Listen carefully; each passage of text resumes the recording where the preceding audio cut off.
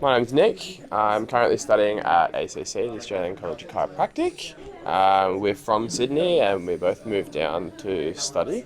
I think one of the best things we kind of got out of today were just communication skills, whether it's with your team, your patients, people, just being able to kind of be confident in kind of how you talk to them and kind of how you act around them, I think is kind of something that's pretty important that is often overlooked or just kind of assumed. So it's actually really good, I think, to get some pretty specific pointers on that.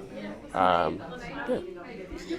My name's Erin. I'm from ACC as well, and I think what I got out of today the most was just learning how to communicate and not being afraid to really just put myself out there, tell people what we feel like they need or what we know they need without worrying about if they don't want to hear it or not. Just stuff like that. Yeah.